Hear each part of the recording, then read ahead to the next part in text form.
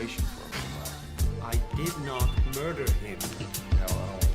Closely appearing emotional. I did not murder him!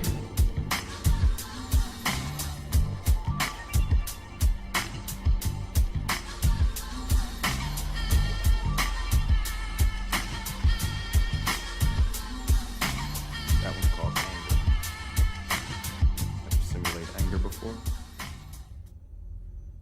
Answer me, Cam. Help it navigate. 2022, next year, is when the company expects to complete the prototype. Earlier this week, we showed you these two robots from Boston Dynamics that flawlessly completed, for the first time, this complex obstacle course.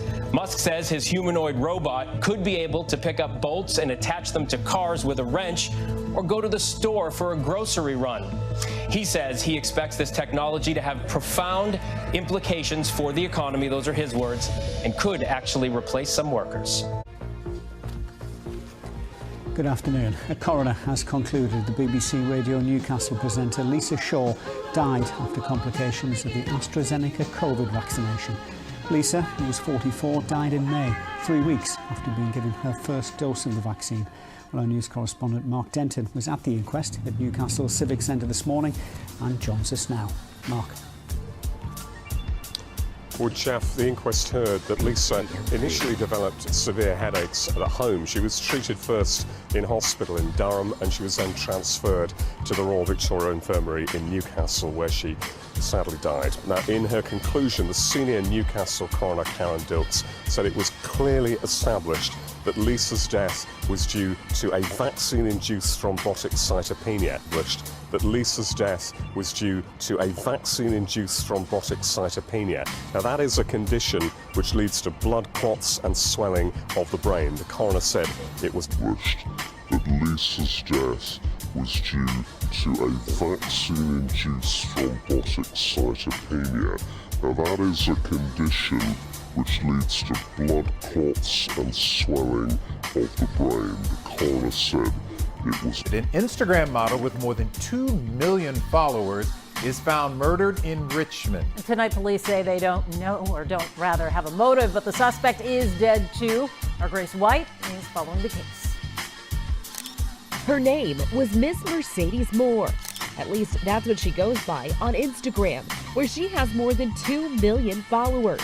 Her real name, Janae Gagnier, now dead at 33. We pulled in while everybody was still here and the police were here, and the people were grieving. Neighbors at the apartment complex in Richmond on West Point Circle shocked Sunday evening to see a crime scene. This lady did pass away, that she was killed, and really that's all that we know. And much about the case is still a mystery.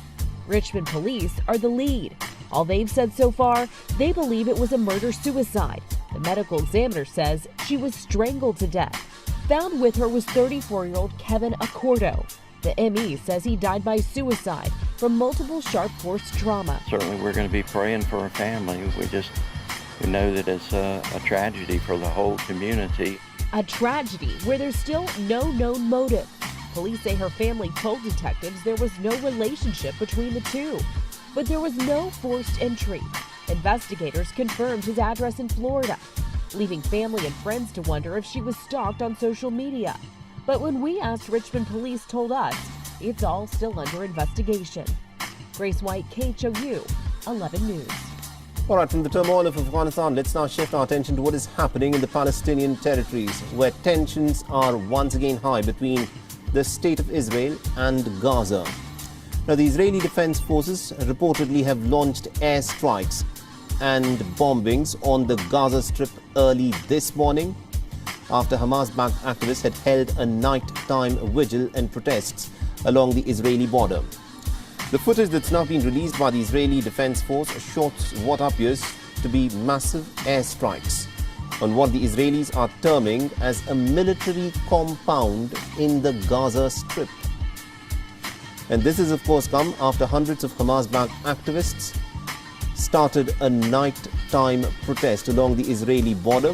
The Israelis claim that the protesters threw crude explosives towards the Israeli forces, who, of course, responded with gunfire.